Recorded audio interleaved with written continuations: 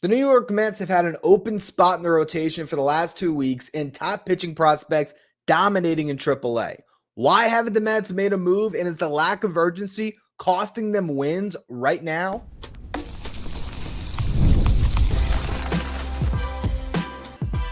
You are Locked On Mets, your daily New York Mets podcast. Part of the Locked On Podcast Network, your team every day. Hello to all you amazing Mets fans. You're watching Locked On Mets, part of the Locked On Podcast Network, your team every day. I'm your host, Ryan Finkelstein. I'll be covering the New York Mets on this show. It's the 2019 season. This is the only podcast that covers the Mets 7 days a week throughout the regular season. If you want to find some of my written work, you do so over at justbaseball.com, where I work as the managing editor. Today's episode is brought to you by Game Time. Download the Game Time app, create an account, use the code LOCKEDONMLB for $20 off your first purchase. And the New York Mets had a chance to regain the lead in the National League East on Thursday. The Phillies were not playing. The Mets were only half a game back, and they had 2 games to play against the Orioles. And while it's not an easy task to go in and sweep a doubleheader, you were going up against Charlie Morton and Tomoyuki Sagano. It's not like you were going up against, I don't know, Spencer Schwellenbach and Chris Sale, right? It wasn't like when the Mets lost to the Braves, you said, oh, well, those pitchers were just really good. I mean, you're going up against some guys that theoretically you should be able to hit. And, you know, the Mets had an all-star in one of those games. David Peterson, who was named as an all-star replacement for Robbie Ray. Does he deserve it more than every single starting pitcher in the National League? If I put on my unbiased hat, I might quibble with it, but as a Mets fan, loved it. And David Peterson certainly deserves it. I think there's many guys that deserve to be all-stars, particularly on the pitching side of things in the National League. But from watching Peterson this year, he has been an all-star, and he put together an all-star caliber performance in the first game of this doubleheader. And I already did talk about this on a live stream after that game, where I ripped into Carlos Mendoza for his decision to send Peterson out there for the 8th inning, have him face one batter, the one lefty, and then as soon as the righties came up, panic and go to the bullpen and get Ryan Stanek, knowing full and well that Gunnar Henderson and Ryan O'Hearn were waiting on the bench to come in as pinch hitters as soon as Peterson left the game. He should have let Peterson win or lose the game for you, because sometimes there are games where you got to win 1-0. And I know that I could just rip the offense for in the first inning, having second and third with nobody out and not scoring against Charlie Morton. That was brutal. And there's obviously a lot of places to put the blame. But to me, I think, again, there's some times where it requires you to win a game 7-6. And there's other times where a game just calls for a shutout. And I felt like that was the game the Mets were in for game 1. And David Peterson was robbed of an opportunity to potentially get a ground ball against a bad bottom part of that Orioles lineup that he had handled throughout the day, and then hand the ball to Edwin Diaz, and maybe the Mets at least win this series. Regardless, that doesn't happen. And then game 2, if you want to put the blame on Mendoza for game 1 and not the offense, you want to find a scapegoat instead of the offense for game 2, which, again, you could just blame the offense. You could point towards David Stearns and say, why are the Mets still rolling with Brandon Woodell and Justin Hageman? Sure, it worked against the Yankees to a certain extent. They won that series. But with the help of an error by Brett Batty, which accounted for one unearned run, Woodell and Hageman combined to give up 6 runs in the first 5 innings against the Orioles in game 2 of the doubleheader, putting the Mets in a hole that they would never climb out of. Meanwhile, Brandon Sproat pitched 7 scoreless innings in Syracuse, allowed just 3 hits, 1 walk, struck out 4. He now has 3 consecutive starts without giving up a run, a scoreless inning streak of 18 in AAA. The day before, Nolan McLean pitched 6 shutout innings, struck out 10, lowered his ERA in Syracuse to 2.52.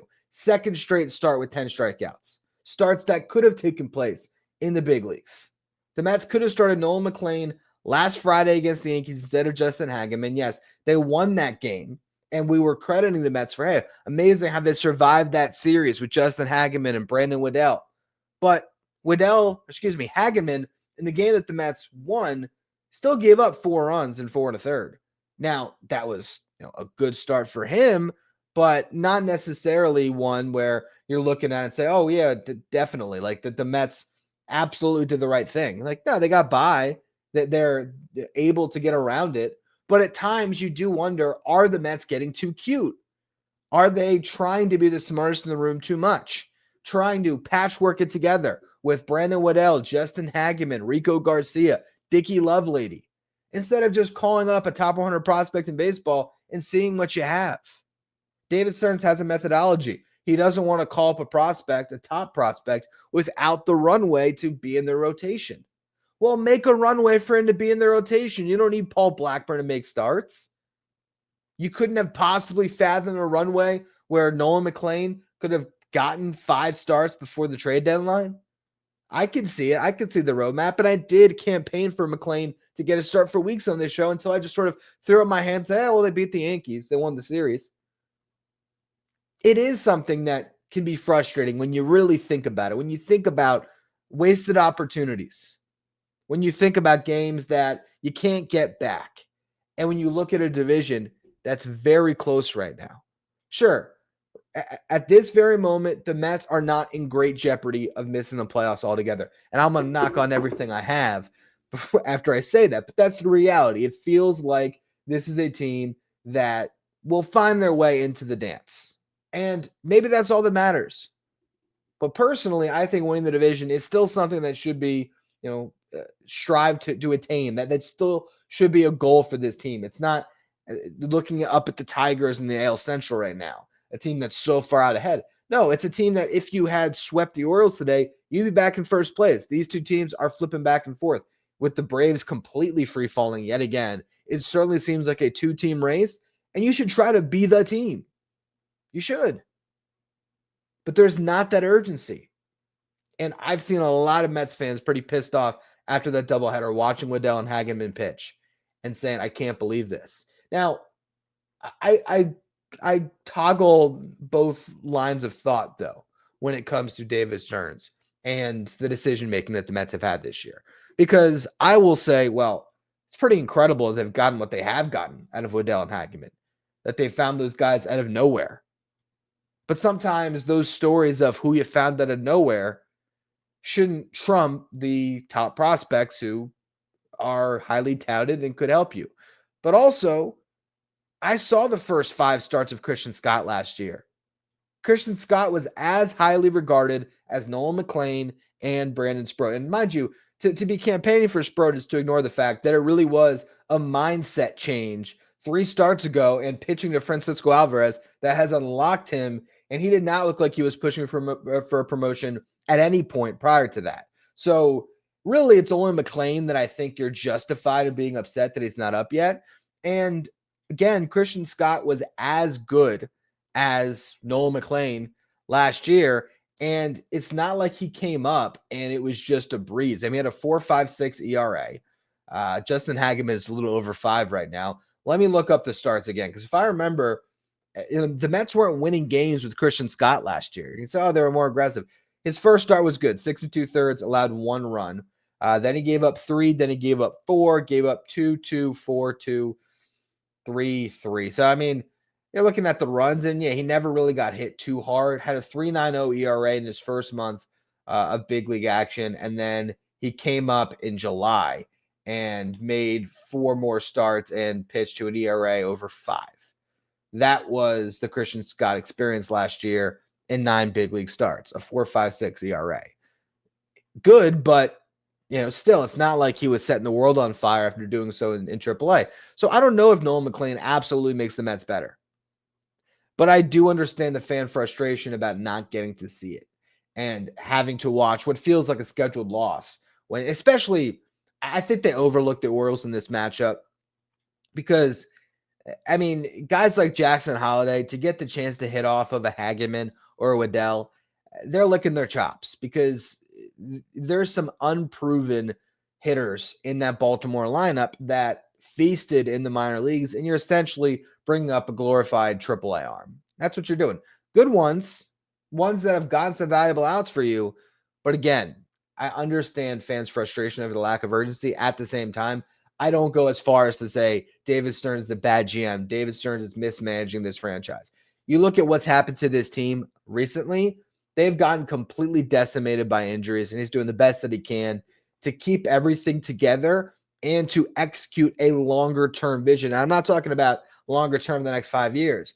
I'm talking about the vision the Mets have of how they're going to attack this trade deadline. And there's only so much you can do on the market in the beginning of July. So what I would say at this very moment, while this loss, the doubleheader sweep, was frustrating, while it is a little bit irritating every time you see Nolan McLean pitch another gem in AAA without any signs of coming up. I get all of it. I would give this front office until the deadline to really cast any judgments. Because what the Mets have done an amazing job of is really maintain their flexibility.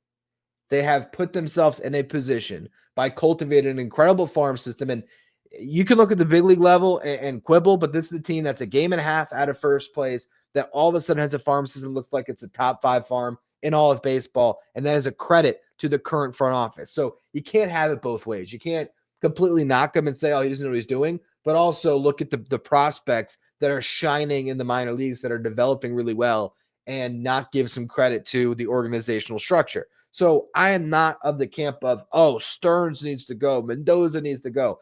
Big changes have to be made. No. But what I will say is if this team has a passive trade deadline and they don't aggressively add to try to win a World Series, then it's fair to criticize. Then it's fair to cast judgments. Then it's fair to comment on a lack of urgency. Because I don't know how different the Mets' chances would have been in the last 2 weeks if it was Nolan McLean over Justin Hageman. I think it would have been a big difference, but banking on anybody making their first big league appearance in any way, shape, or form, it's not something that really can carry a team necessarily. It's not something that you should count on that the top prospect is going to put on the cape and save the day. But if this team just decides, we're good, don't worry. Kodai, Senga, Manaea, they're going to be 100% healthy for the rest of the year. Frankie Montas is going to pitch like the best version of himself, the guy that was great back in 2021. And the lineup is fine. Mark Vientos is going to be okay. And Ronnie Mauricio is the truth. And Brett Batty has figured it out. Like, if they just say, hey, everything's cool. I don't like the prices. I don't like what's out there. It's a weak deadline in terms of talent. Just not going to make any moves. Then I think you can criticize the lack of urgency for the New York Mets. Right now, I just chalk it up to a very frustrating day of baseball, and that's just going to happen. And the Mets can go into Kansas City, and they can have a great weekend and go into the All-Star break feeling great, or they could flop and then still come out of the All-Star break, hit the ground running, and be just fine. I don't think that there's any reason to cast doubt on the Mets for the entire rest of the season, that this team isn't good enough and they played 500 baseball over the last 60 games, whatever it is. That's the ebbs and flows of a season. The Mets are in prime position to win this division right now. But they got to nail the deadline. Otherwise, yes, you can start to have some questions about David Stearns and the way that this front office is operating. But until then, you can't, because the reality is this organization is in a better place for their future than they've been, I think, probably in my entire life as a Mets fan, to be completely honest. I would say, obviously, there were some good teams that, had developed some talent waves that came up and made an impact. The David Wright, Jose Reyes teams, the rotation in 2015 that seemed to have done a good job at developing talent. But what's in the farm system right now, it's as good as I've ever seen it. And there's superstars in this roster, and the Mets have a long window to win. It's just sometimes it doesn't all come together the way you want it to on a given day, on a given week, or a given stretch. And you got to look for answers if you want to actually win big. But I want to talk about the Jesse Winker injury in the next segment and how that plays into this conversation. Are the Mets even more in need of a bat at the deadline? We're going to talk about that stuff here in just a minute. Today's episode is brought to you by Supply House. Get the supplies you need from the site that's made for skilled trades, Supply House. Whether you're in plumbing, HVAC, or electrical work, Supply House is the reliable way to order products online. Their easy-to-use website is packed with helpful resources and the latest product info to help you get the job done right. Plus, with a complete inventory of over 200,000 parts from 400-plus top brands, you're going to find exactly what you need delivered fast from coast to coast. Need help with an order? Supply House offers expert support and industry-leading service, so you'll always talk to a real person. And for trade pros looking for that extra edge, their free Trade Master program offers exclusive perks like a dedicated phone line, free shipping, and discounts on every order. Thousands of skilled professionals are already taking advantage. Now it's your turn. Join the Trademaster program today at supplyhouse.com/TM and start ordering plumbing, HVAC, and electrical supplies with just a few clicks. Plus, use the promo code SH5 for 5% off your first order. That's supplyhouse.com.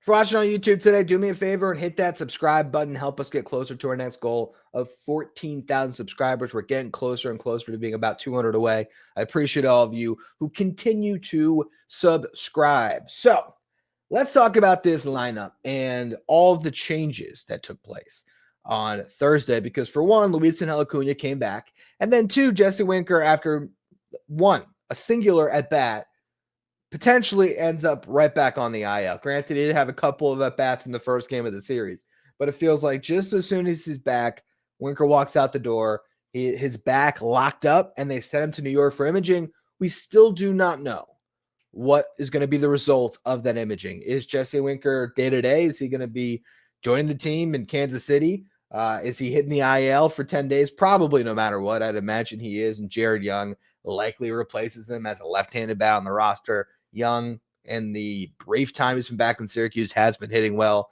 Not that I think the Mets would play him much. I think they're going to play their young infielders, but this is something to monitor because I did a show earlier this week where I talked about Jesse Winker being the big bat that the New York Mets added because there's not a lot that's available at this deadline.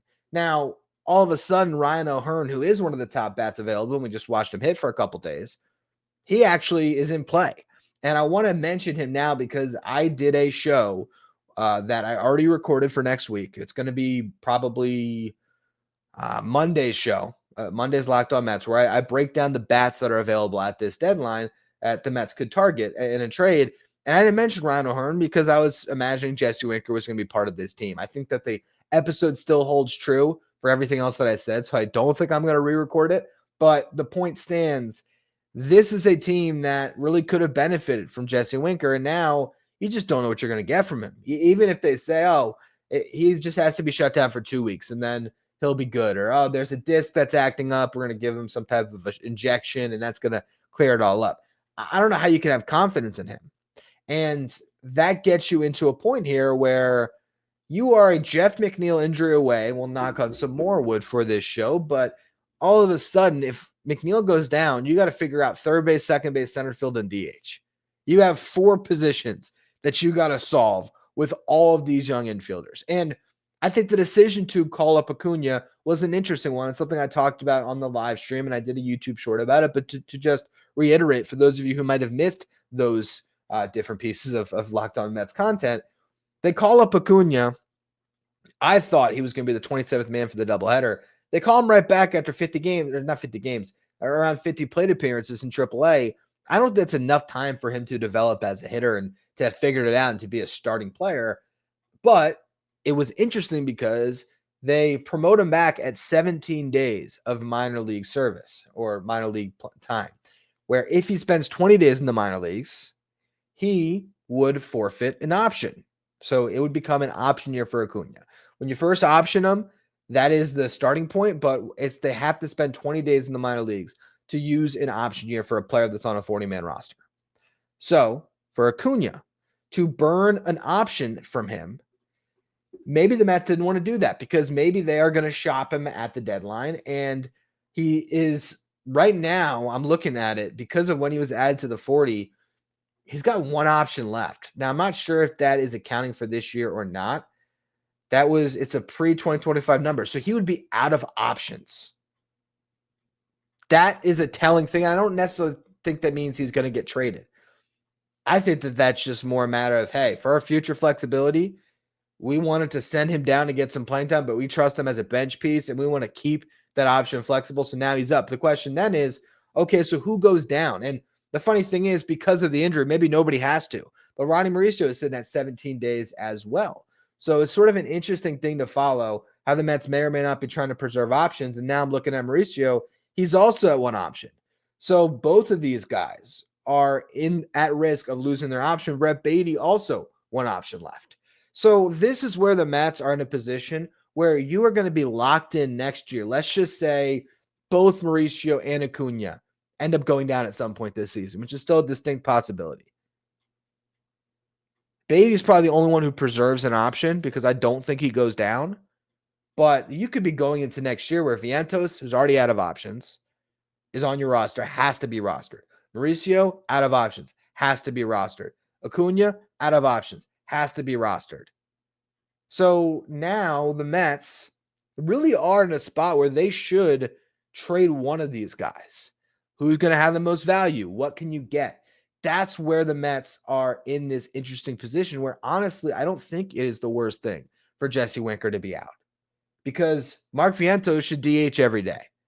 Ronnie Mauricio should be playing as much as possible along with Brett Batty. And Acuna, I think you're fine keeping him on the bench. And honestly, I don't think I would move Acuna. I think Acuna is the guy that I would keep unless he just really has a lot of value. But to me, Acuna is just such a safe bench piece for this team for the next 6 years. I just hold on to him tight personally. But regardless of that, this is a point in time where the Mets had to figure out what they have, but they also have to know that they don't have enough. And I've gone back and forth on that. If Jesse Winker was healthy, I could have been talked into let this thing play out for another year and make those decisions in the offseason, make that trade in the offseason. Just because I don't know if any of these guys have a ton of trade value. I think Mauricio probably has the most, but Mauricio might be your best bet to be the starting third baseman, the starting second baseman. Ultimately, where I stand with all these guys right now, I think the Mets are in a spot where they can count on their youth to fill 2 spots in the starting lineup, but not 3. And with Winker potentially being out, Jeff McNeil being a 33-year-old second baseman / corner outfielder that's masquerading as a center fielder right now, there's too much risk to not get at least one starting level player at the deadline. And literally that is a change in opinion of probably 5 days here where I've completely gone a different direction on this. But that's what an injury will do to you. It'll reframe how you're thinking about things. I think Brett Batty is a starter. So let's just go with that to begin. Heading into the doubleheader today, if you look at the stats for Brett Batty since he came back after his brief demotion at the end of April, he is hitting 244, 298 on base, 442 slug, a 741 OPS. He's only striking out 22.2% of the time. He's walking 7% of the time, which backs up what my eye test has told me, which is that Brett Batty is giving you a very quality MLB at bat. He's got a 109 WRC plus. That means he's been 9% better than your league average hitter. He has 8 home runs in those 51 games, 25 RBIs. It's about a third of a season worth of playing time. So if you're just to extrapolate that out over 153 games, 24 home runs and 75 RBIs for a guy that's playing pretty darn good defense. I don't know if I want to quite say gold glove defense. I know he made an error in the game today, but still, the guy's been so good defensively. I compared him to Ryan McMahon the other day. Ryan McMahon for the Rockies is a career 739 OPS. He has homered 20 or more times every single season since 2019, outside of course, the 2020 season. But he had 9 home runs in the 50-something games he played, 52 games he played. And he has 12 home runs right now, so he's on pace for 20 again. If that's who Brett Batty is for the next 4 years, and he's your starting third baseman, giving you great defense at the hot corner, and he is hitting 25 home runs and driving in 75 while putting up a 740 OPS, that's a good starter in the big leagues who's cheap. That's not bad. You know, the Phillies have been getting by with Alec Boehm on a winning team the last couple of years, and Boehm is not the defender that Brett Batty is. So that's cool. And Brett Batty might have a season where he puts it all together and is even better than that. I'm fine with Brett Batty holding down one of the starting spots right now. I really am. Ronnie Mauricio has an 807 OPS against right-handed pitching. Mark Vientos was unbelievable last year. Can one of those two guys hold down a spot? Maybe. Maybe. And then Acuna gives you the floor of a really good defender. So, yeah, I still kind of stand by what I was saying on Monday as far as, you know, if they had Jesse Winker and their DH platoon was going to be fine. And I could almost trust that if they didn't play those guys in the field, Winker or Marte, maybe they'd stay healthy. Well, now Winker's out with the back injury, and you're staring down the possibility of needing 3 of those guys to be good. Needing Vientos to be the everyday DH, Mauricio to be your second or your third baseman, and Brett Batty to fill the other role with Jeff McNeil in center field. That changes the math. It really does. So for now, play the kids.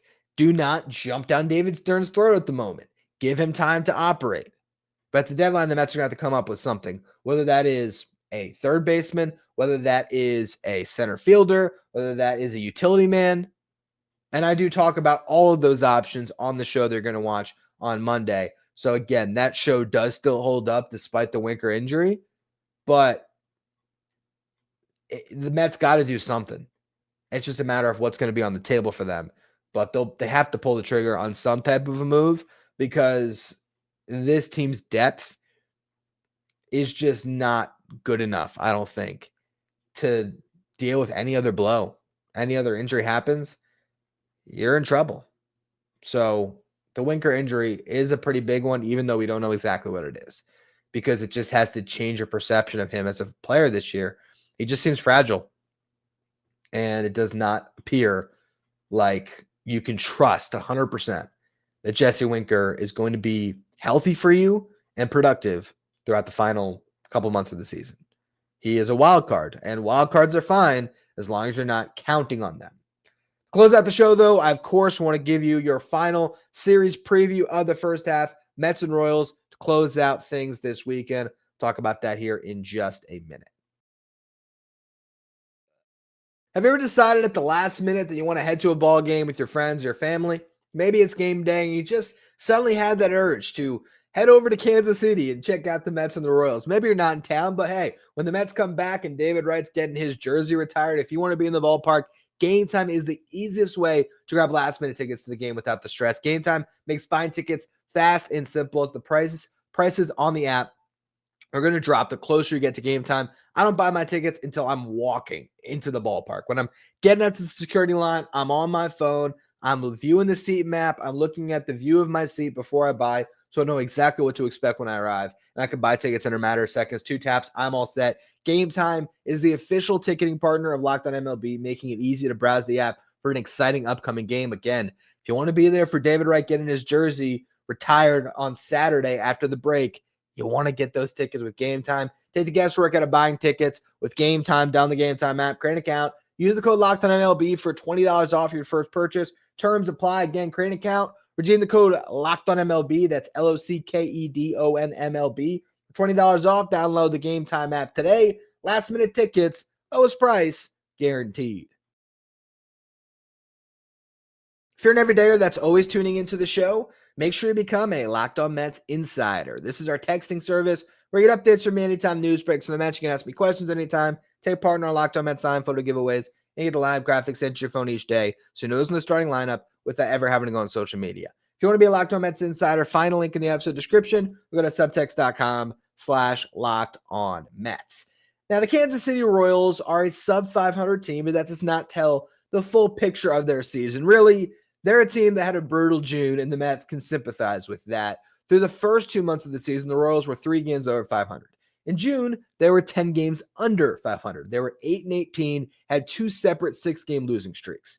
After losing against the Mariners on Monday, June 30th, which is the beginning of a 4-game set, they went on to win 2 of the final 3 games in that series to split the 4-gamer. They went to Arizona. They won a series on the road. And then they hosted the Pirates this week and swept them. So in the month of July, they are 7-2, playing some better baseball. They're 3.5 games back in the wild card race, 13 games back in the division. Again, the Tigers are running away with the AL Central. And if you look at this team, they have a fighting chance to be a playoff team again because of their pitching. Their offense has not been good. Bottom 10 offense in baseball. Over the last couple weeks, they're a little more middle of the pack. They need to get Jack Caglione going a little bit. The rookie, he's a huge part of what they're trying to do now. Obviously, they have the runner-up in the MVP race last year in the American League, Bobby Witt Jr. They still have Vinny Pasquantino, who is, a hitter that has probably disappointed based on lofty expectations, but still a threat in the middle of that lineup. He's got 15 home runs and a 766 OPS right now. You got Jonathan India, who was supposed to be a little bit better than he has been. I think lately, he's swinging it actually not really that much better. Last 15 games, hitting 268, but still not too much impact. He's got 4 home runs on the season, a 664 OPS. So, the offense just is not great for the Royals. The pitching is, and that's going to be the difference. Their bullpen's been good. Their rotation is obviously very good. And it's a tough ballpark to hit in Kansas City. I went to Kauffman a couple years ago, And it was one of the more boring series I have ever watched because you could just do nothing in that ballpark. I mean, it feels like 500 feet to hit a home run. Obviously, it's not, but man, is it. And something about the fountains, I feel like, kind of puts you in a daze. I don't know what's going on there. It's just not a ballpark that's conducive to hitting. So don't necessarily expect the Mets to go off this week, but they're going to have to pitch. And they have two guys coming off injury that are going to be a big part of this weekend and hopefully a huge part of the Mets push in the second half. Kodai Senga will start on Friday. You have Manaea making his return on Sunday. He'll pitch in tandem with Clay Holmes. We still don't know yet who's going to get the start. It would be a little bit funny if they decided to start Clay Holmes to keep him in his rhythm and then go to Manaea because Clay Holmes obviously has plenty of experience pitching in the bullpen. At the same time, they have been so meticulous Clay Holmes has been so meticulous at making this conversion of being a starting pitcher. I would not be surprised if they decided to go with Holmes to keep him on his routine and just know that Manaea will be good to go to close out the game and give you something at the end of it. They also might just want that, the moment of Manaea's running out there for a start. They might decide to do that. Either way, the Mets have a much better pitching plan this weekend because whatever they're going to get from these guys, I'll take it over Waddell and Hageman. I really will. And those could be the guys that are the roster casualties for Senga and Manaea. Obviously, you got to make one move first. So I imagine Hageman is going to be the first guy that will go down to make room for Senga. Waddell might stick around. We'll see. I'm trying to think of who else would go down when they try to bring Manaea back. They certainly could get rid of Dickie Lovelady again. Austin Warren, he was just the 27th man for the doubleheader. So I'm trying to see who else might go down.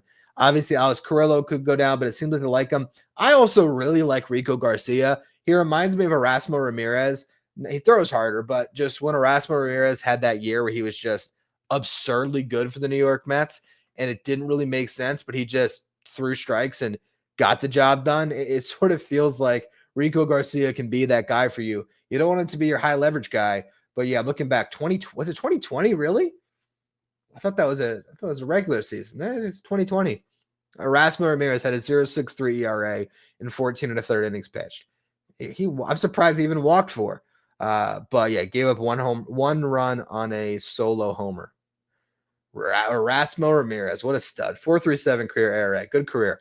Anyway, going back to this weekend, again, you're going to get Senga back for the first one, and then you'll see who goes down on Sunday for Manaea. Middle game will be started by Frankie Montas. And on the other side, you're going to see Michael Wacha tonight. Wacha's got a 3.83 ERA this season. He's been very good over the last couple of years. Really has been good since he was teammates with Erasmo Ramirez on the 2020 Mets. So he's not an easy matchup by any stretch. On Saturday, you probably have your best shot when it comes to the starting pitchers that they're going to roll out. Michael Lorenzen has been okay this year, but a 4.61 ERA. And then finally, starting against Manaea or Holmes, it'll be rookie Noah Cameron, who's been outstanding for the Royals. 25-year-old left-handed pitcher. He's got a 2.56 ERA in his first 11 MLB starts with a 0.96 whip. So they're going to roll out some good pitchers in this series. They got a good bullpen. The Mets got to find a way to hit, though. And they got to find a way to be a better team on the road. So far this year, the Mets are 20-27 on the road, 33-14 at home. By comparison, the Phillies are not quite as good at home. They're 30-16, but still have a very good record at home. On the road, they're 24-23. That's the difference between these two teams, and I can prove it to you very clearly. If the Mets had won that series in Pittsburgh instead of the embarrassment that we all watched, and then let's just say they won one of these games on Thursday in the doubleheader. One.